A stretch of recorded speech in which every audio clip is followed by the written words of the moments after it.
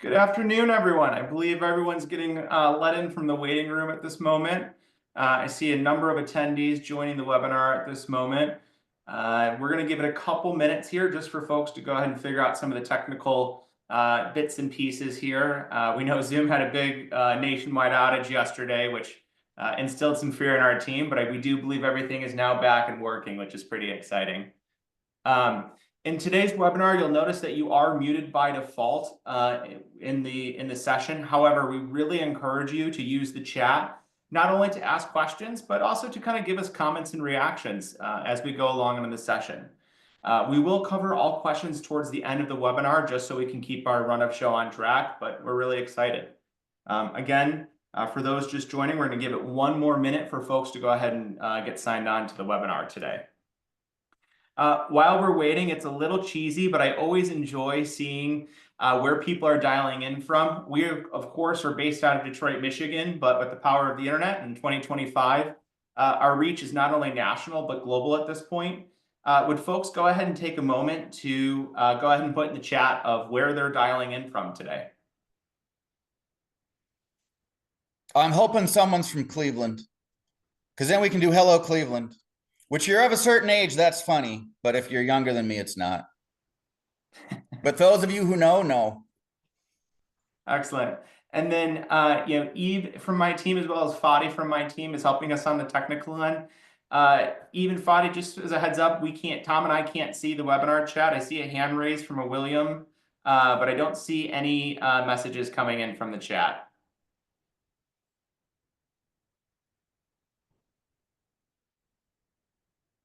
It looks like Jillian is telling us that chat is disabled. Fadi and Eve, can you guys go ahead and make sure that chat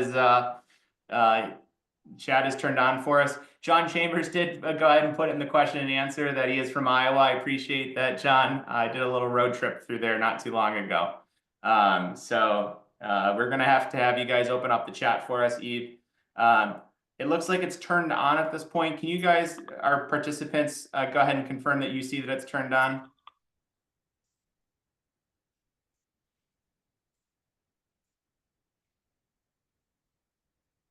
We'll give one more minute here before we go ahead and get started. Yeah, chat's turned on. So to be clear, everyone, even though Tyler said, I'll just say it again. We very much are looking for questions and feedback. In fact, oftentimes in these webinars, the most illuminating and educational and a valuable part of this is the Q&A. So since we know no one's going to unmute themselves and ask a question in this day and age, please put your question into the chat or into the Q&A. It doesn't matter. And then at the end, we're going to answer all questions. And the format we're going to use is we'll read the question and then we'll answer it to the best of our ability. If you have the question, chances are someone else has the question too. So you're helping yourself and you're helping your colleagues and you're helping everyone out. So thank you so much for answering questions. We got Dallas, we got Michigan, we got California. Tyler, you got a compliment on your haircut. We got Pennsylvania, we got Jersey. I love it. Feels like Captain Kangaroo from when I was a kid. Again, dating myself.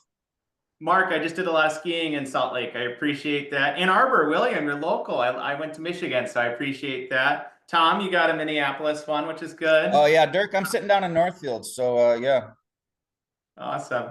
And hey, Jen Parisi, I haven't seen that name in a while. It's good. I thank you for dialing in with us today. Kathy, you're a favorite of mine, of course, so all the way from Alabama. But I tell you what, Tom, we're a couple minutes in, and I like to be punctual, so we'll go ahead and get started if that's good. All right, let's do it. Awesome. Well, good afternoon or good morning, depending on where you're calling in from. My name is Tyler Hoffman. I'm the owner and operator here at Metro Wireless. I'm joined today by Tom Benson, who is our VP of Business Development. We're here today, of course, to talk about all the changes that are coming with Business Starlink this year and how we can help solution that problem like we already are for a lot of you here at Metro Wireless. The run of show for us today is a few things. One, for the few folks who don't know about us already, I'll just do a quick introduction on who we are and why we're the credible Starlink player in the space. Then we'll quickly dive into what the old Starlink business plans are or were, and kind of now what the new Starlink plans are going to be and what their kind of operating model is shifting towards. A big part of that conversation is going to be about priority data and specifically what happens to your business when you run out of priority data, like throttling, your options for buying more data or living with some of the hidden costs, especially with those local and those global priority plans. We'll also be getting into our solution to the problem, Metro Bond. I don't want to steal Tom's thunder, but we addressed a lot of the cost overruns, speed issues, carrier redundancy, things like that. Then we'll also share a case study. We've had some really cool connectivity solutions deployed recently with our Metro Bond solution, bonding multiple circuits together. And then finally, we're going to end with the Q&A session to finish it off and make sure we get a lot of your questions answered. Just as a quick housekeeping item for us, we want to make sure we're covering a few things. As we've already mentioned, your microphones are muted. That's intentional just so we can kind of keep the dialogue going. We don't want this to be death by PowerPoint. We did open the chat. We did open the Q&A. We want this to be an engaging conversation. If you run into any technical difficulties, our director of marketing's email is right there to help you out with any of those issues. I've already said it. I'll say it again. Please, again, let's make this an engaging session. Please share your questions in the Q&A window. You don't have to wait to submit them. Submit them now as we go on during the session, and Tom and I will answer those for you at the end. Finally, this webinar is recorded. We live by record once, distribute forever. So we're going to go ahead and share that recording at the after the webinar. We'll distribute it via email. We're going to share these PowerPoint slides. We're going to share a transcription of the webinar. It's going to go on LinkedIn. You'll be sure to be able to see it not only for yourself, but for any clients and colleagues that you'd like to send it out to as well. But without further ado, most of you on this call today probably already know who we are. But for those who don't, Metro Wireless is an owner-operated company. We're super proud to be based out of Detroit, Michigan. I've been living here for a long time. We got started in 2013. But what we do is we are a nationally managed service provider focusing on wireless. We are carrier agnostic. And what we mean by that is regardless of whether we're doing AT&T, Verizon, T-Mobile data, Starlink, which is obviously the big topic today, maybe even Amazon's new LEO satellite option, which we want to get into next year. Our big focus is keep your carrier, but get rid of the headache. And so we offer premium wireless solutions to help you and your clients and the MSPs solve any wireless connectivity challenges that they're facing.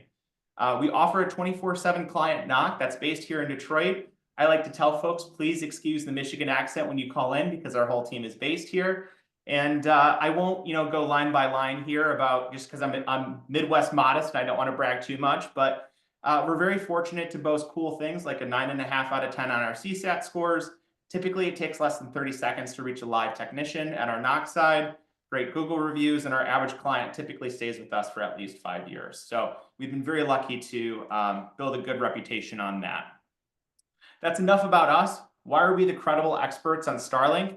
Well, we're an official Starlink partner. You can actually find us on the Starlink website. Here I call out, excuse me, I'm getting over a cold here.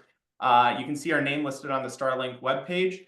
I just as a note of caution, there are a lot of vendors out there who claim to resell or to be partnered with Starlink, but they're actually not an official partner.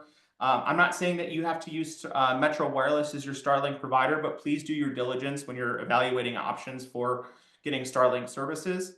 The other piece that I want to call out is we're a big PepLink shop. PepLink is part of the black magic that we use to bond Starlink with 5G and some other things that we do. And so as part of that, of course, being a great Starlink partner, we've installed and managed hundreds of sites, not only throughout the US, we actually have some sites in Canada. We have sites down in Costa Rica now. I think we have some coming online in Mexico. We're waiting for Starlink to become available in India because we have clients out there who are looking for sites. And so we're doing a lot of cool things with Starlink today. As part of the PepLink platform, we got a big shout out from PepLink, which is similar to Cradlepoint, if you guys know it.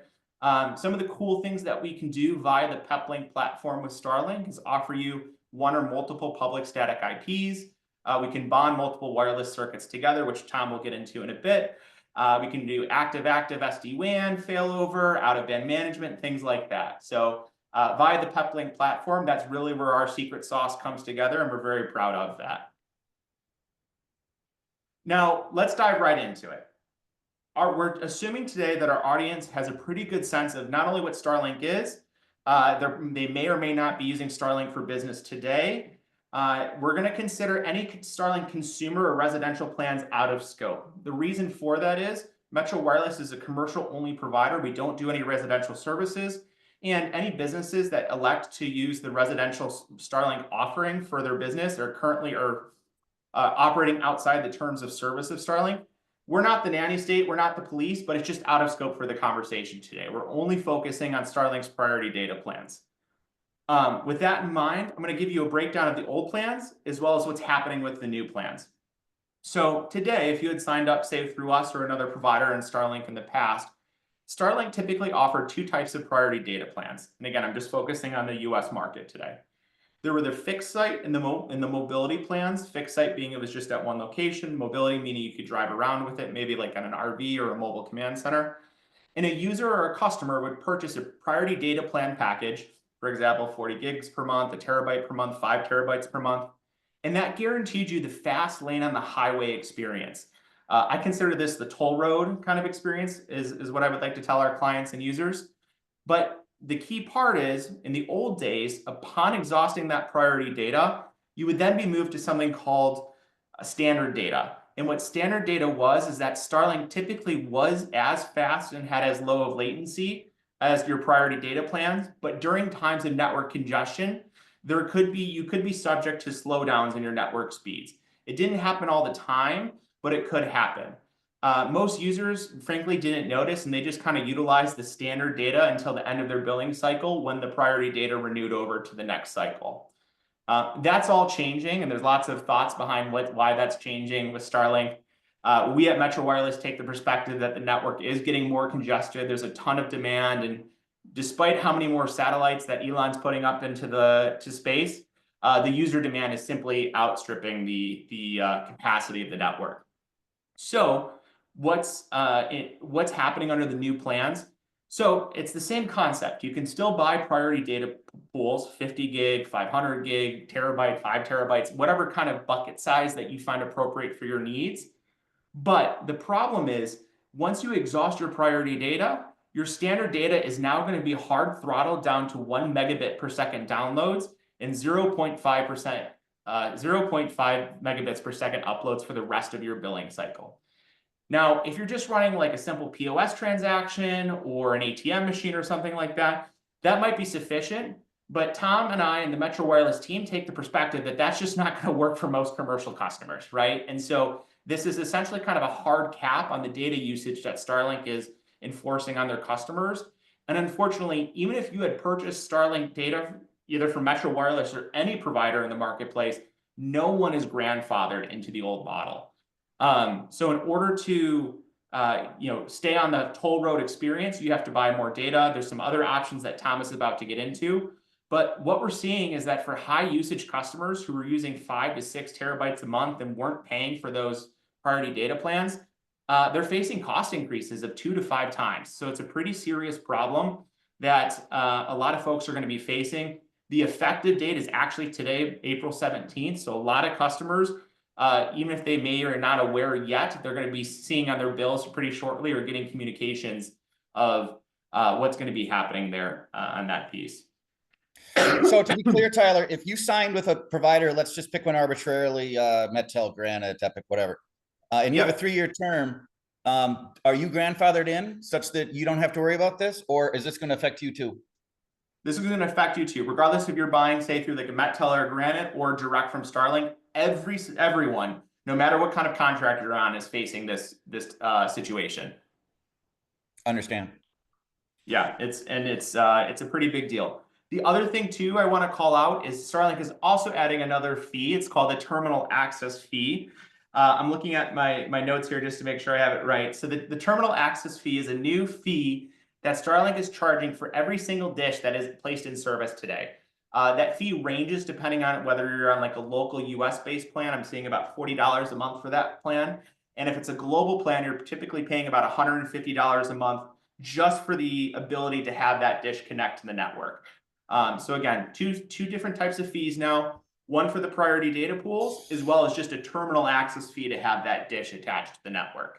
That's another big part of the changes in the operating model these days. Tom, I'd love for you to tell us about what happens kind of now when your options. Great. So to the extent that if you're involved in Starlink, let's just arbitrarily say you've sold 100 of them or 50 of them, or you're a customer who has 100, whatever. You may be ahead of the curve. And if you are ahead of the curve, so be it. But if you're behind the curve, here's what's happening. Throttling to 1 meg down is a material impact. The former plan was once you ran out of your priority data, you would run at 100 meg down. 100 meg down is not a hardship. 1 meg down is that your business is now done. You are not running your business on 1 meg down, period. And this impact is going to happen beginning when you exhaust your priority data. So this week, next week, first week in May, second week in May, the noise is going to start to get higher and higher as people experience this problem. So you have 3 options if you're running Starlink primary and you run out of priority data. One is you can do nothing and run your business on 1 meg. Well, that's ridiculous. That's not happening because nobody runs their business on 1 meg. You didn't put in a 160 meg download circuit to run on 1 meg. So that's preposterous. Businesses will not limp along on 1 meg. Their second option is to pay for more data. And so this is the pay-as-you-go option. And the dollars on this are $250 per terabyte. That is the hard cost from Starlink. $250 per terabyte. This is a known fact. There's no getting around it. There's no grandfathering. Everyone's going to pay this. There are no exceptions to this rule. The question does become, in the channel, is it going to be $250 a terabyte, or are our competitors going to upcharge for that? And the answer is, I don't know. I have seen emails where they're offering $500 a terabyte, but I can't tell you what the channel policy is going to be. So you're going to want to check with, what are you charging for an extra terabyte of data? And then if you delve into that a little bit more from the customer experience, not only are you going to have to add data, but they're going to have to evaluate how much data to add, which means they're going to have to grind down and actually evaluate this. When they installed it at, you can run at least 100 meg forever. It's unlimited, right? That's easy. This now becomes hard. How much data did I use? How much data am I going to use? Was that a fluctuation or not? And you have to purchase the data ahead of time because purchasing it behind the curve is difficult. It's difficult. So now this becomes a process you have to manage. So from a cost overrun standpoint and a time investment standpoint, and frankly, a bit of an emotional investment standpoint, there's a bait and switch element to this, right? People put these circuits in based on one premise, and that premise has completely gone away. And businesses generally don't like changes in their policy that cause them to have to invest more time and more money into a circuit that they already have. So your third option is take a look at Metro Bond. That's what we're here to talk about. We believe that it addresses a problem in the marketplace. Which problem, or who does it affect in the marketplace? People who are using more than their priority data plan. So the total addressable market, if you will, is 1, people who use Starlink, but then 2, people who use more than their priority data. How do we find out who's using their more than their priority data? Well, who's yelling about it would be your first step. Who just got throttled? Who just got a notification that their costs are going up? If you just do a back of the envelope math, if you're spending arbitrarily $500 a month with some channel provider on a Starlink 1 terabyte data plan, but you use 4 terabytes, you have to buy 3 more terabytes. And 3 more terabytes is going to cost you $750. So your $500 circuit now becomes a $1,250 circuit, or 5 terabytes. It means you have to add 4 more terabytes. You can do the math. It's $250 per terabyte. What we're focusing on here is the high volume users. They're going to be looking for a solution. This is a massive, not just greenfield opportunity, but existing base opportunity. Every Starlink user who is exceeding their current priority data plan and is threatening to be throttled or have cost overruns becomes a target market for changing over to a different service. Metrobond is the service that we're proposing to be that solution, and we'll get into the details of that. Looking just a quick glance at our data plans and our customers. We had customers on 1 priority data plans, and we have 1, 2, 3, 4 people who are exceeding their priority data plan. We have to go back in and manage that. That's 4 out of 6. I would predict 20% of your existing customer base is exceeding, 20 to 30, and 70% is not. So that's the ones that we want to focus on first. So that the downside is costs are going up and speeds are being throttled. The upside is, 1, we're proposing a real solution, an alternative solution. And then 2, there is an opportunity with the Starlink changes on the upside, and it's this. The mobile plans used to be very small and cost limiting, or use limiting, I guess. You could only put 40 gig through it. But now The 1 terabyte data plan is good for mobile use anywhere in the country. And this opens up the opportunity for mobile command centers, mobile assets, mobile medical, mobile valuable, I guess is the term that I would roll up to. If it's valuable and it's mobile and you need internet when you park, Starlink is now a very valid option for that. And then adding to Metro Bond to that, where we start weaving in additional circuits, we can turn mobile valuable into basically an office experience wherever you go. So you park your asset and you're running as fast as if you were sitting in the office. That's the goal of mobile Metro Bond. And we're looking forward to talking about it more. And then finally, Starlink did come out with another dish. So the dish is the enterprise dish, and it costs less than the high power dish. And the high power dishes come down in price too. So if you looked at this 6 months ago and you saw a $2,500 dish cost and you had a 30 location place, you're like, 75 grand up front, I'm going to move on. Dish costs have come down substantially. The enterprise dish is now $600 and we'll roll that into a monthly. So if you want to test the waters on Starlink, the cost of entry has dropped. We got to manage the data usage on the backside, but the cost of entry has dropped. So that's the current state of affairs, and some back of the envelope cost analysis. Great, thank you, Tom. And as you mentioned, the high-powered dish is the Starlink high-performance dish, specifically the flat high-performance dish compared to the enterprise dish, which is a lot more affordable. We actually tested both dishes side by side in our lab.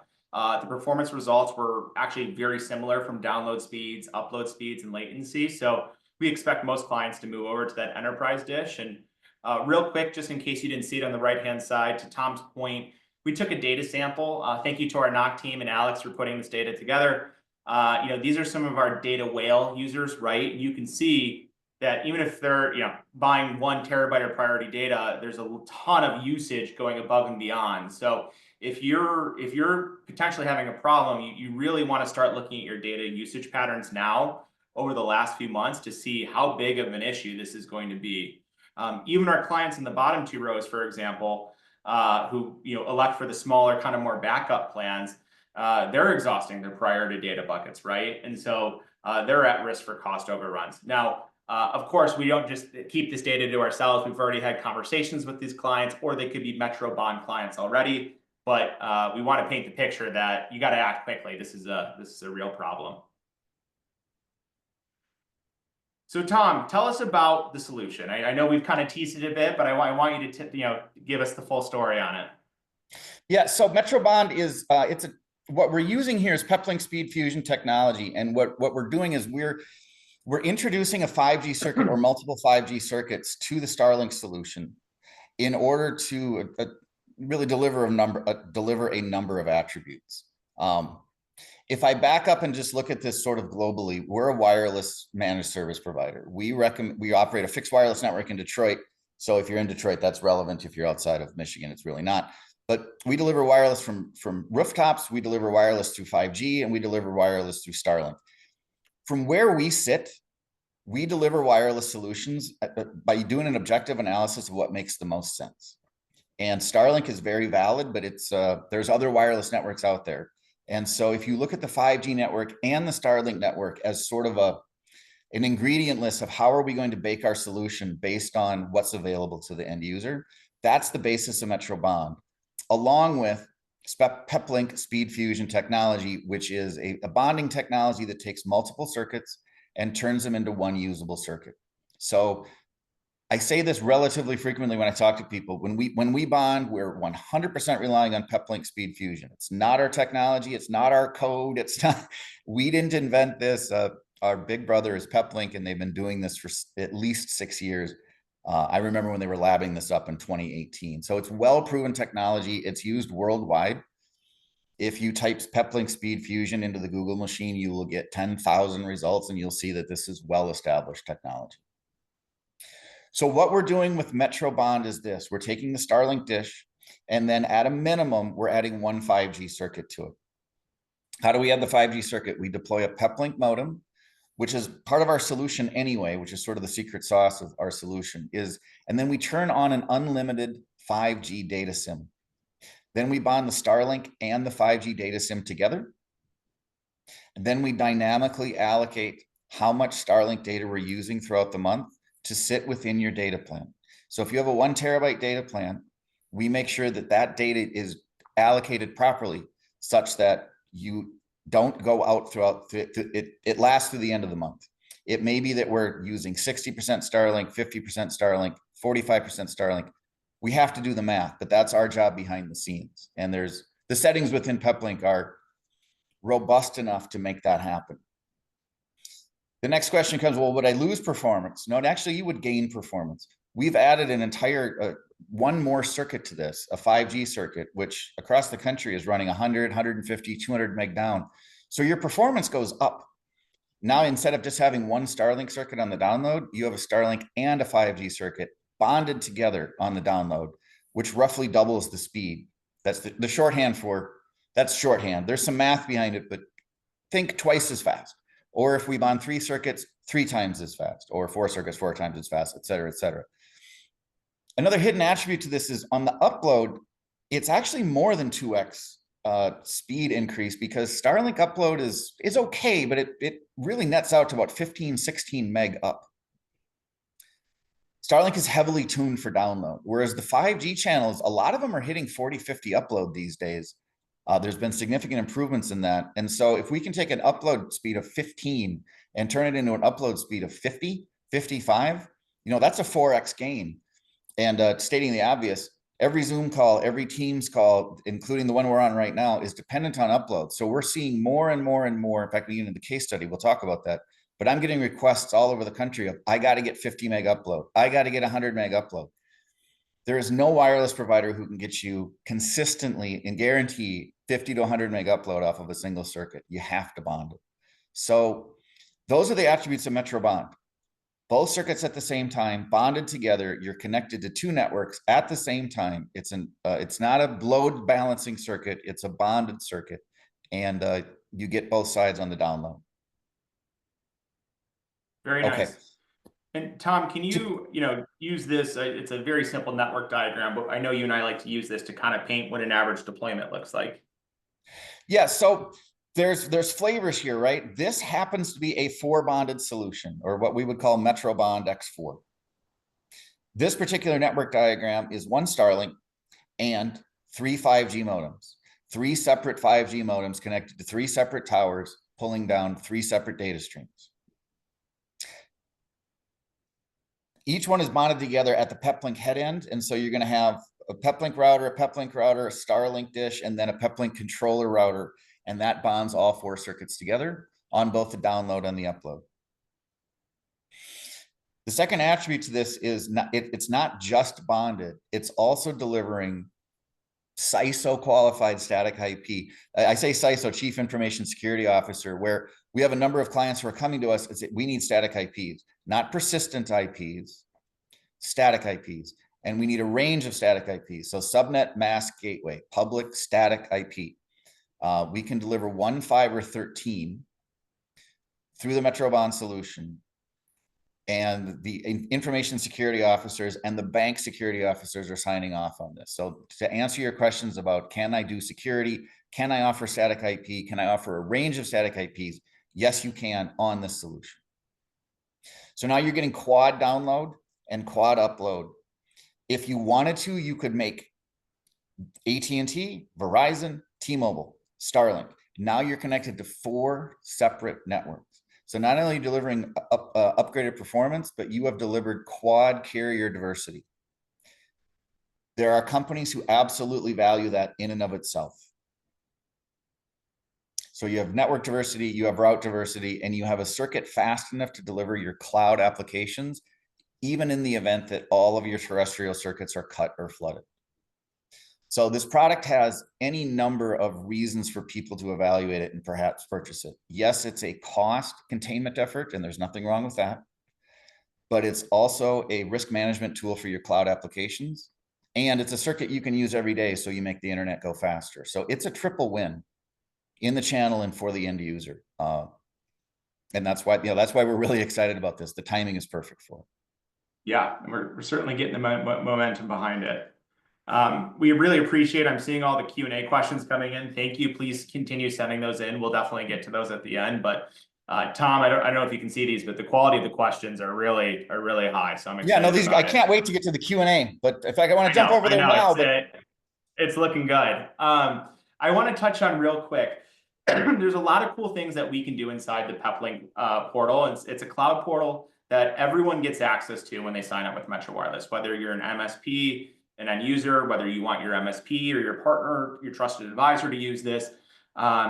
Folks can have access to the cloud portal via Peplink. And again, I'm going to call out some of these features. We are so happy to do demos of our cloud portal tool. There are way more features than I can discuss on this. There are features that can be better described by our solutions engineers than Tom and I. There's a lot of cool stuff here, but I'll call out a couple. Number one is on the left-hand side, you can see here, we are bonding together 4 different circuits for this particular client.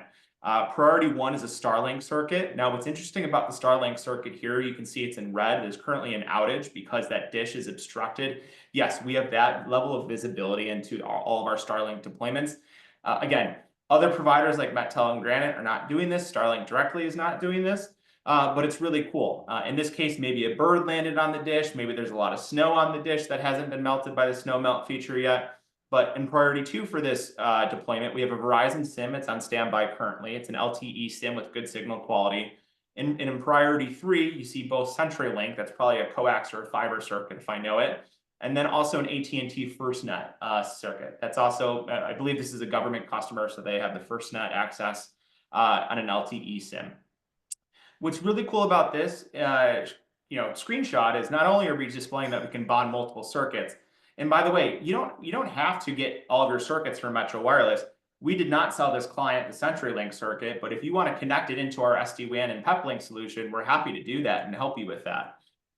Here, what's also cool is we're managing this via out-of-band management. So even though the Starlink is showing an outage due to an obstruction, we're still able to, my NOC is still able to remotely log into this deployment and troubleshoot it and look at the statistics and kind of see what's going on, maybe reboot something, etc. So that's very cool with the level of integration we have with the via the Peplink in control panel. on the right-hand side, again, it's a very small screenshot, but what we're trying to show you is kind of the high-level dashboard view of the statistics that you see with every deployment.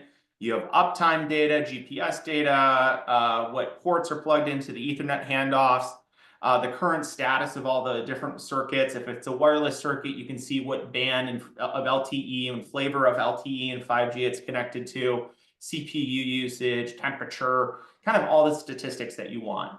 The screenshot that's not on here that's also really nice is for our multi-site clients. You have your own, I'll call it a folder, if you will. So when you log into your in-control cloud portal, you can see all of your sites from a single login, a single pane of glass, and you're able to take a look at all the circuits. And again, it's not just a single pane of glass for all the circuits that you purchase from Metro Wireless. It could be for your own fiber circuits, or if you bring any other type of WAN connection for whatever reason, we're able to plug that into it, and you're able to get the statistics on that. So you can monitor all of your connections. You can configure outage and usage alerts across all of those connections.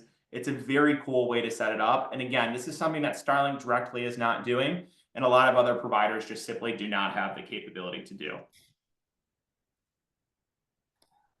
Tom, you have a very cool client case study that I want you to talk about. I know the network diagram is similar, but I want you to kind of tell the story about this one. well, yeah, this wasn't just theoretical. We deployed this 2 weeks ago. When we were channel partners, if you went out there, we were deploying this as we speak. This was a customer in Texas who deployed 2 Metrobond X4 circuits, and both of them went in the flavor of 3 5G plus 1 Starlink. We put 3 antennas on the roof. As an aside on antennas, I'm becoming an elitist on antennas on the roof. The new 5G signals are higher frequency. They're not penetrating the building as well. That's just physics. And so if you put an antenna on the roof, you're getting absolutely clean signal, particularly if you use a high quality antenna. It's a bit of a pain to put an antenna on the roof. It is not required to put an antenna on the roof, but if you want to go fast as possible, I like antennas. So we can talk about that when we engage in your deployment. There's about 40% gain available to you if you're on an antenna. Anyway, this client case study, they put up 3 5G antennas on the roof plus 1 Starlink. They bundled it all together. And What they were able to do is end up at 365 meg download, and at initial deployment, 365 meg download and 71 meg upload, combining 4 circuits together. That's before optimization. That's before tuning. That's what their people on site installing all 4 circuits, bringing the cables down, terminating to a peplink router, and then putting into the firewall. Additionally, this customer got 13 static IPs at both locations, or a /28, so 13 usable. That was a requirement from information security. This is a Fortune 1000 global utilities firm. Their standards, I will put forth, are as high as anyone. If you look at the utility industry and the Fortune 1000 in size companies, they're publicly traded, but they're not a US based company. The standards that you have to hit for information security right now, what Wall Street demands from you, and then the utility sector is the most scrutinized sector in the country. It is more, the information security requirements are higher for utilities than they are for banking. The Department of Homeland Security oversees security for utility companies, and you have to meet their standards. That's the standard that we adhere to. So I'll put forth that if we can hit their standards, we can hit anyone's standards. And that was the net solution. They installed it themselves. Setup was about 4 hours. We managed it from afar. Everything worked upon turn up. It was sent kitted, and we are currently at 2 sites. We're burning in right now. We're looking to optimize. I still think we can get over 100 meg upload once we really get into tuning it, but we need their help a little bit on the tuning side. So we're getting into that next week, and they're evaluating now adding this to another 20 to 25 sites across the country. The partner on this is now recommending this to another 5 companies. So once it gets established, it starts to take off. And so that's the case study that we delivered. So this isn't a theoretical drawing on paper. This is something we have delivered. Yeah, and we've been lucky. We've deployed this similar solution in a few sites, and it's always so fun. You do that one first site as a proof of concept, and then it kind of snowballs from there. And Tom, this was a great example of that. So thank you for that. Real quick before we get into the Q&A session, we told you what we were going to tell you. We told you, and I'm going to tell you what we told you, and then we'll get into the Q&A session here. But just as a reminder, why are clients electing for bonded Starlink, Metro Bond, managed Starlink from Metro Wireless? Essentially, why are people coming to us instead of Starlink Direct or others?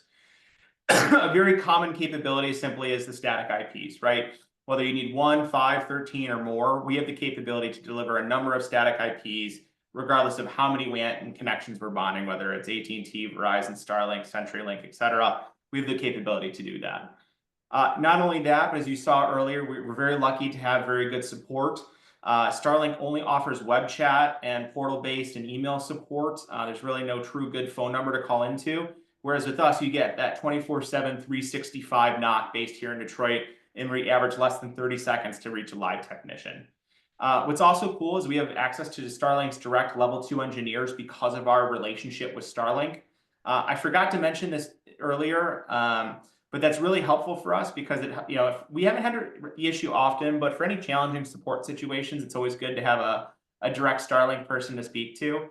I also sit on an advisory panel for Starlink and peplink, and so I'm able to give them feedback on, say, the pricing and data plans and kind of lofty topics. I also give them feedback on mundane things like my install technicians. Sometimes they want a shorter install cable, and sometimes they want a longer install cable. And right now they only offer 1 cable length, and so I'm able to provide them feedback on things like that I get from feedback from our field guys. And the last thing is our professional installation. Last week, our lead installer was in Texas installing a couple sites for Starlink. I think, Tom, that was a part of the case study you were just talking about. This week, he was in Atlanta installing some other sites. We also rely on a third-party contractor base that's very trusted, both inside the US and outside the US. So we always allow clients to self-install, but about 80% prefer that we manage the installation for them. We take that very seriously because a failed install means an unhappy client. We would never want that. So we do that, and we do it quickly, right? We're all about fast at Metro Wireless, whether it's the pre-sale cycle or our installs. If you're local to Michigan, we typically get you installed within a week. If you're out of state, no more than 3 weeks typically we're scheduling an install for you. Tom, before we get to Q&A, keep me honest. Am I forgetting anything? Is there anything you want to summarize? Yeah, just from a summary perspective, there's two tracks to this webinar, and whichever one is more attractive to you, go with that. There's a cost containment element to this. That's a bit of an easy button. And I guess one thing that we'd skipped over is you can now compete with Starlink Direct. So for all of the people you've talked to, we're Starlink Direct, and you have your channel pricing, and your channel pricing is more. It's like, we cut, that's the end of that. It's not anymore. If you're Starlink Direct and you're using 4 terabytes, your circuit is now $1,000 a month. And to answer someone's question, Metro Bond is $800 a month. So you're now 20% less than Starlink for a 4 terabyte user. So focus on the 4 terabyte users and above. If they're a 10 terabyte user, it's a no-brainer. So there's a cost containment element to this within the channel. There's also ability to directly compete with Starlink. If you want to go down the path of saving people money, that's fine. That's great. We're in that business. If you want to go down the path of this runs faster and it's more diverse such that, and it's safer, I'm connecting you to 2, 3, 4 separate networks at the same time and containing your costs, go down that path. If you really want to make it powerful, combine it. I can save you money, make you run faster, and make you safer so you can always get to your cloud. That's the full value package of Metro Bond. And if you put all 3 of those together, you're going to hit, it's the ideal circuit. This is not the wireless that you're used to seeing that you limp along and you have to start shutting applications off. That's very 2017. This is everything works when you switch to wireless, and that's the service we're selling. It's high availability, high performance. Well said, Tom. All right. I'd like to get to the Q&A. And Eve, thank you for consolidating. I'm also going to manage it. I can see in the chat here too. Real quick, this webinar is not intended to be a sales pitch or a proposal or to say, why we're special and all that. Yes, of course, we have a great solution, but it's meant to be educational. If you have any requests for more information or anything like that, or any quote requests, please send those to sales@metrowireless.com. That's all I'm going to say on that. And I'd like to get into Q&A. Tom, I have the questions pulled up in front of me. I think because we have so many good questions, I'm going to start reading off the questions and answering them. And then Tom, interject if you think I'm missing a point that you think would be valuable to bring up. Does that sound good? That sounds great. Yes. And the chat's right in front of us. Okay, good. Awesome. Zachary, I promise I don't play favorites, but Kathy Weldon is a favorite of mine, so that's fair. John Chambers, yes, of course, the recording and PowerPoint will be sent out after the call. Give us a couple days to kind of get our ducks in a row. We want to get a transcription going and some other kind of marketing comms together, so that will be coming out. John, you also had a question about if a client has 7 individual site dishes or sites, is the 1 terabyte data plan per dish per link, or can you aggregate that across a client's sites? John, let me know if I'm not answering this question correctly, but the standard way that Starlink works today is you cannot cross-site pool data on Starlink data plans. It's funny you asked that question though, because behind the scenes, although I can't promise it yet, we are working at Metro Wireless to offer a pooled plan offering for Starlink that might become later this year. But as of today, no one in the space is offering the ability to pool priority data across sites. No, it's starting to emerge, Tyler. There's some people who are there's beta testing on pooling. Beta testing. I think we're probably one of the ones interested in it. Yeah, it's very new though, so it doesn't surprise me that it's very new. Yeah. What I'm very curious about is there an advantage to this, or is it's emerging? Let's just say it like that. Let's keep our eye on this pooling thing, because the rates that I've seen on pooling are outrageous. Yeah. So yeah, we're pooling, but it costs 3 times more. So do we really need to pool? So let's keep our eye on that. That's fair. Yeah. So that's definitely something to watch. We are actually actively having conversations on a way to do it because John, we do recognize there's demand for it, but more to come on that. I'll say that much. More to come. John Murray, you had a question. Does Metro Wireless have the ability to limit data usage via the Starlink circuit? Can we set it via the managed router? Yes, that's exactly what we're doing for a lot of our clients who are going to be using our Metro Bond solution. Within the PepLink portal, you can set it such that when the Starlink WAN circuit hits, say, 50 gigs of usage or a terabyte of usage, fail over or switch all data traffic to that, say, 5G SIM or to whatever other WAN circuit. Or you can set it at 50 gigs of usage, do a 50-50 allocation of data traffic, et cetera. We do have the ability to set that within the PepLink router setting. And that's, again, part of the secret sauce that we have there. And that's how we're going to limit a lot of these cost overruns or throttling issues that customers face. Robert, obviously, you made the comment about the firewall. That's kind of how we plan to do it. But instead of the firewall, we do it via our PepLink handoff router. Jim, you asked a question. Good to see your face and see your name pop up, by the way. Your question was, once limited by Starlink, if you have Metro Bond, do you fail it over to the 5G? So yes, depending on how the customer wants to set this up, you can be running both circuits active, or you could be running active-passive, right? You may have seen my screenshot earlier about the different priority levels that you can set within the PepLink in-control portal. Some clients really want the benefit of the speed, the fastest performance, and running both circuits active all the time. Others want to be more cost sensitive and say run the Starlink, until the priority data exhausts and then switch over to the 5G. We can set it up either way, but the answer to your question is yes. Greg, you asked a question. Can you take over Starlink service that was sold by another provider and add Metro Bond to it and bill it all under Metro Wireless? Yes, we can. It's a little cheesy. I love the name that we came up with for it internally. I hope we make it public. We're calling it Metro Retro. So, or we might call it Metro Retro. But yes, the answer to your question is there are existing circuits out there that we know that clients are going to want to add the Metro Bond solution to, and we have the ability to take over the billing on an existing dish, add a PepLink device, whether the client installs it or we install it ourselves, and then bond it together with that 5G and add additional circuits to it. That's something that we think is going to become really popular. Again, I like the name Metro Retro, but we're gonna have to see what the vote is internally on that. It's super cheesy, and it's my name, but just so a quick test. We'll do a quick focus group. Just put it into the chat, Metro Retro, as in we're retrofitting the service. Do you like it or not? And the answer is, and we can send, yes, absolutely. We think there's a huge opportunity for this. If you look at all of the installed Starlink dishes and they hit a problem, we can send this out, and it's a two-stepper. We can send out the PepLink router, we can put an unlimited SIM on it, and we can turn it into a Metro Bond solution immediately. We don't have to wait to transfer the Starlink service. We could solve this problem in a week. So you definitely have the ability to solve the problem with a retrofitted, with it, add on a piece of technology and to get it installed. And we will definitely work with you for that. So I'm glad someone asked that question. Yes, the answer is yes. We can fix the problem. Yes, and you make a good point, Tom. Yes, we have the ability to take over the Starlink billing, or if the client doesn't want to do that and just wants to layer on the bonded 5G option, that's an option too, and they can continue with the Starlink billing. So thank you, Tom, for the expanded answer there. John, your question's a bit more technical. I'll touch on it briefly, but I think it definitely deserves an offline conversation.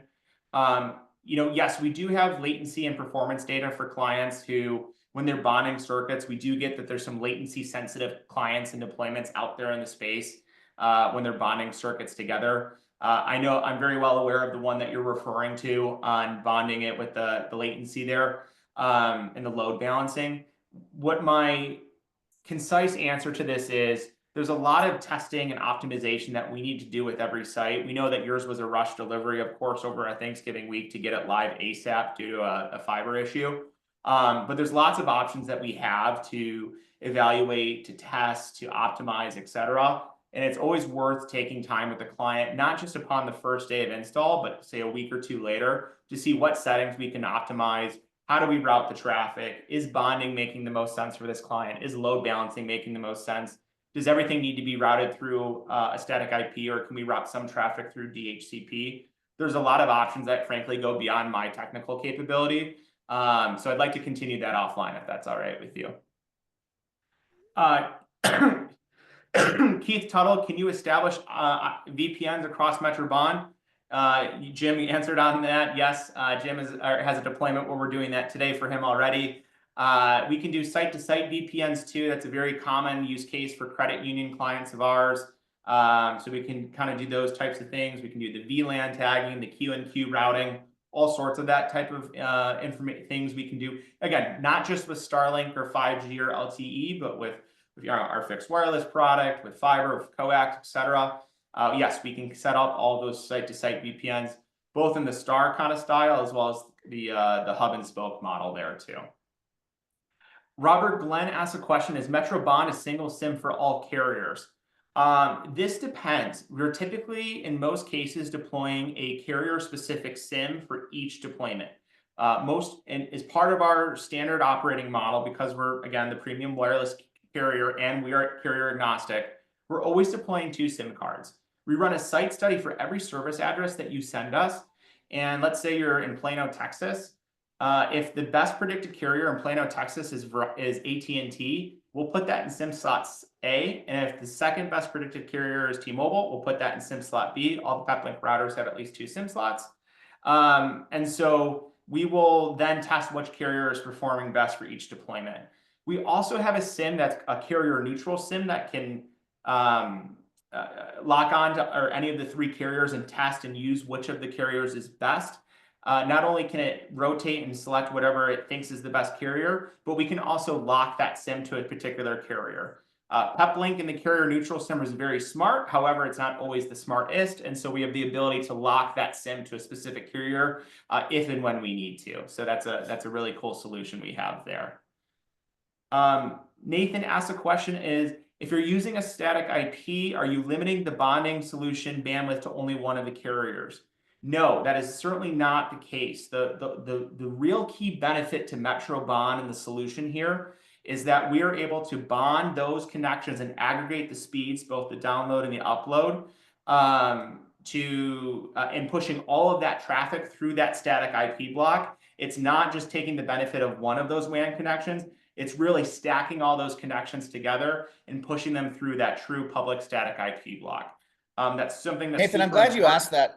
This is absolutely a bonded solution.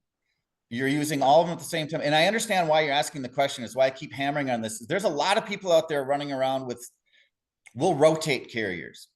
This is not rotating carriers. You are using all the carriers that we provision at the same time, full stop. But we're one of the very, very few who can offer that. And so I appreciate you asking the question and looking for clarity. We are using all the carriers at the same time. They're all bonded together. You get the aggregate bandwidth of all the carriers. Yep, absolutely. Zachary, what is the ballpark cost for a quad bonded Metro Bond product? Tom, I'm going to have you opine on this one, and then also make sure you call out, Starlink, with this, Starlink versus 5G and how we do that. Yeah. So every circuit you add adds cost. So it's Metro Bond Quad 4 is circa $1,400. It depends on the mix a little bit. If I bring in 4 Starlinks, it's going to cost more than 4 or 5Gs. But you're never going to get Quad 4 for less than $1,200, and it could go as high as $2,000. So Metro Bond Quad 4 or Metro Bond X4, $1,200 to $1,400 a month based on best performance. Metro Bond X3 obviously is about 25% less than that. And then Metro Bond X2, or flagship Metro Bond, if you will, Metro Bond X2, that's going to come in $800 a month, which would include a 1 terabyte data plan. I wish I could give you a flat answer, because if I put in a 500 gig data plan, it's going to cost a little less. So think $500 to $2,000 a month. Yeah, because and absolutely right, Tom, on the quad bonded solution. As I know it, I think we just did a rural hospital in Western Michigan, only using it for backup. I think they bought the 50 gig plan, Metro Bond. That was less than 500. I think that was 460. That was less than 500. Yeah, it was less than 500 out the door, I think, on the MRC, right? Yeah. So again, Nathan, unfortunately, it's not a clean answer, but it just ranges on the mix of the circuits that you're using. Ahmed asked the question if you guys can have a demo router. We do have a demo process. There's some parameters in place just to make sure that they come back or get contracted on quickly. So Ahmed, please email us at sales@metrowireless.com. We have a very slick process for demos. It does work for us, and we can talk to you about that offline. John Murray, can you buy the antenna as a monthly cost as opposed to an NRC? John, I'm assuming you're discussing the Starlink antenna. Yes, now that the enterprise dish is a lot more affordable than the flat high performance dish, Metro Wireless is offering an amortization or a rental or lease option on the Starlink dish to be a monthly cost. We're seeing clients get excited about that because, as we all know, upfront costs can sometimes be hard to get approved by finance teams. We also do the same thing on the LTE and 5G antenna side. rather than buying those up front, we can offer those as a monthly lease or rental option as well. Pricing is best probably communicated via sales@metrowireless.com. Jeff Rains, good to see your name again too, of course. Most areas where we have a need for Starlink, I wouldn't think they would be able to connect to one or more or two towers. Is that true? There's some nuance to this. As long as Starlink has a clear view of the sky, so it's not interrupted by trees or buildings, Starlink can see a lot of the dish can see a lot of satellites. We typically don't run into this issue, but one thing that our field installers always check when they're installing Starlink, especially in areas where there might be other buildings or trees in the way, is there's like the best way I can describe it to you in simple terms is there's a Starlink app, and you use it to kind of it takes like a survey, if you will, of the sky to give you a sense of like, you know, if there's going to be projected issues of outages and things like that. Shockingly, after deploying hundreds of these, we have not run into issues with line of sight to the sky. The other thing I will say, the benefit of the high performance dish, despite it being way more expensive than the enterprise dish, is that it has a 140-degree field of view, so it has a better chance of seeing a satellite than the enterprise dish, which only has a 105 or 110-degree field of view. So that's something to keep in mind there. But again, in the field, we really haven't run into issues with the dish seeing the satellites up in the sky. Tyler, reading that question again. Yeah. And yes to everything you just said. Starlink is, if you can see the sky, you can get Starlink. I think what Jeff's drilling into here is where we have Starlink, we're not going to be able to see a 5G tower. Yes or no? That's what I think he's getting at. Or if he's not getting to it, I'm going to answer that question anyway. So sure, Metrobond is reliant on connecting to a cellular tower. There are areas where cellular does not exist. It is difficult to find a place where I can't get connection, but I just qualified a solar farm in Nebraska last week, and the nearest tower is 9 miles away. There are places where we cannot deploy Metrobond. They are Starlink dependent, and they're going to pay the overage costs, and that's the way it is. So to be clear, we're not trying for 100% market share. We are very much focused on high volume users who have access, reasonable access to a 5G tower. And that's about 99% of the businesses in America. The 1% that don't fit into that, we can't help them. And we're not claiming that we can. Yep. So agreed. We're focused. We know who we can help, and we can help a lot of people. But yes, Jeff, your point is well made. If I'm 15 miles from the nearest cell tower, Metrobond is not going to work, and they're just going to have to use Starlink and pay the freight, and that's the way it's going to be. Absolutely. John Murray asked, any particular information you need to qualify the installation? Just send us the site address to sales@metrowireless.com as part of our process. And Dick Dobbins, this is going to answer your question about pre-qualification for 5G signal as well. When you send us a service address to sales@metrowireless.com, my team is always qualifying that site. Even if you want Starlink, we're always taking a look at cellular options too to see who has the closest tower. Is it AT&T, Verizon, or T-Mobile? Does that tower have LTE or is it 5G? What kind of 5G, right? Mid-band, millimeter wave, etc. And so we're always able to provide either the partner or the end user a really good sense of what their experience is going to be like before they ever sign the dotted line, right? In addition to that, Dirk, as I mentioned earlier, we're always putting in at least two SIM cards into the Uplink router, so we can test two different carriers, even if that first predicted carrier is not working as expected, like we want it to. So that's an important part there. So yes, we call it a desktop site survey. Desk chair recon is another good name for it, so I like that as an option. Mark Blanchard, we are updating the old rate sheets on the Teleris back office. Thank you for that. Fadi, you clearly see that we need to get those out. Those just got finished internally in the last week or so. So a good reminder for us to get the old rate sheets updated. John Murray, we stay out of the mobility game as far as Starlink and the T-Mobile cellular service. That's something that we're not going to be able to provide on. I'm on the beta list, just I'm personally interested in how that's going to work with all the cell phones. Very cool technology, but again, consumer cell phones is something that we're staying out of today. Yes, John Murray, the terminal access fee is what you're referring to. That is a pass-through for Metro Wireless that will be shown on the invoicing when clients see that on their monthly bill. Zach, you asked a question about Metro Bond being unlimited. If so, why would there be a benefit in using Starlink as a primary? That's a question that we often get. So, we always advocate for having an unlimited SIM, but sometimes clients don't want to pay the extra price to have an unlimited 5G SIM card. So sometimes they elect for a metered SIM. Frankly, that's a lot of our early managed Starlink deployments are clients who didn't want to pay for the bonding service. So they would use the Starlink as a primary, and if the Starlink network ever went down, it would fail over to a metered SIM card. That's still an option that we offer today. Again, I think, Zachary, getting to your question, people use Starlink, or at least, why use it as the primary instead of the backup, is because 5G signal is not always great everywhere, right? Even if Tom and I love to hammer on how much an external antenna install for 5G is important, you can still run into issues with latency or speed throughput on 5G and LTE, and hence that's when Starlink and bonding the two together really becomes, a thing. Justin, your Metro. Zach asked a great. I think the other answer to your question, Zach, is why use Starlink over 5G? We would love to do an objective analysis on a per site basis, see which one is the best. But the facts on the ground are this: there's 6 million Starlink circuits out there, and so whether we have the opinion that they're necessary or unnecessary, the fact remains that there's 6 million Starlink circuits out there, and X% of them are running into this overage problem, and that becomes an addressable market, and we have a solution for it. I tend to agree with you, Zach. I think that there are I qualify Starlink circuits in the suburbs that are bathed in 5G signal. There's 4 towers that are 0.2 miles away, and Starlink is absolutely not necessary.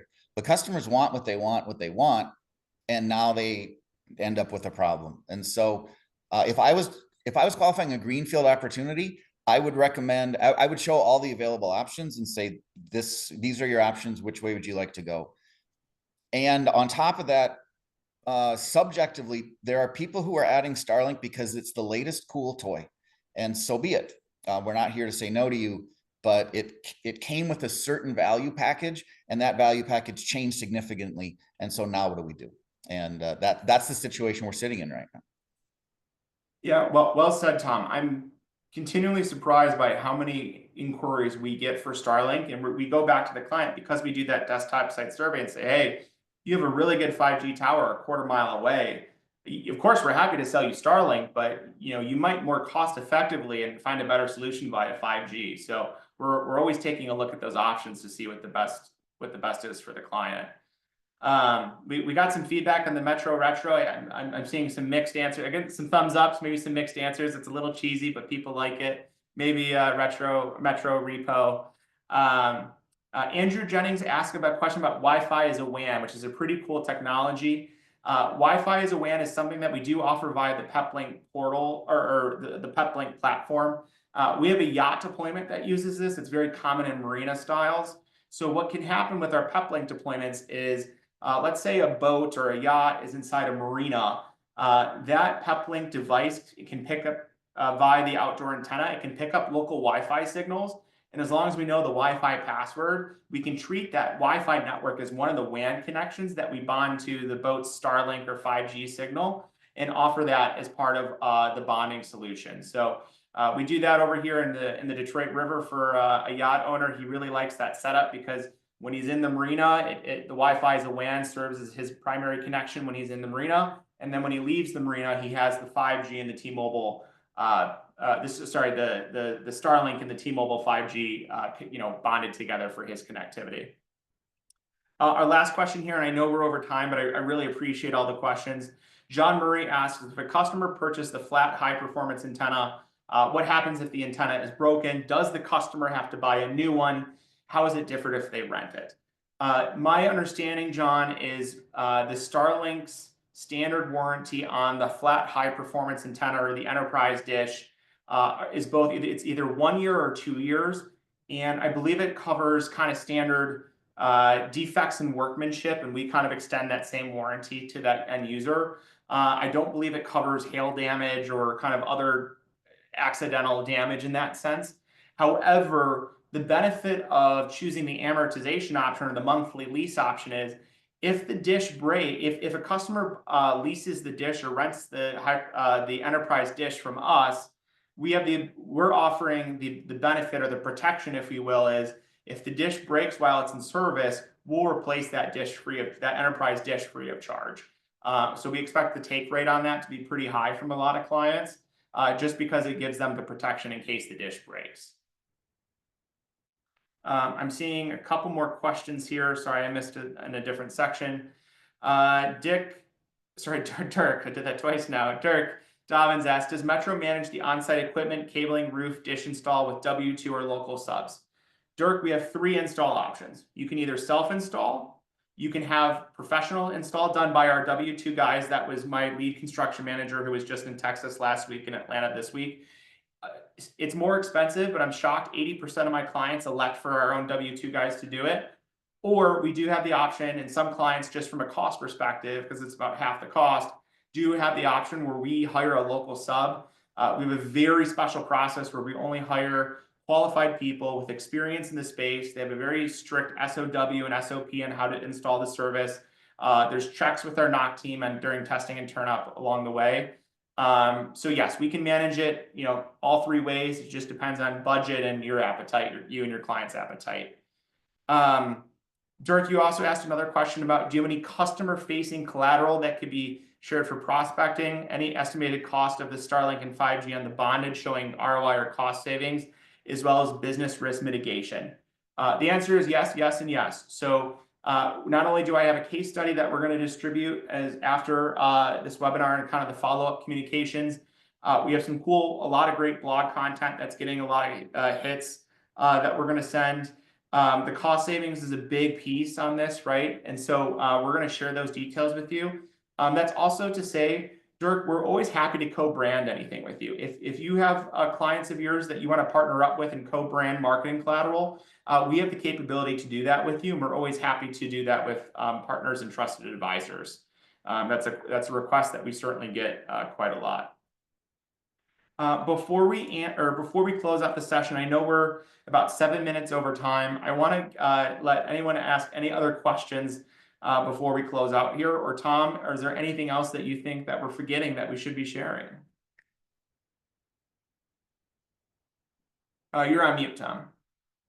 But that's okay, because I know we're waiting for folks too to see. Oh, Thomas, you're on mute.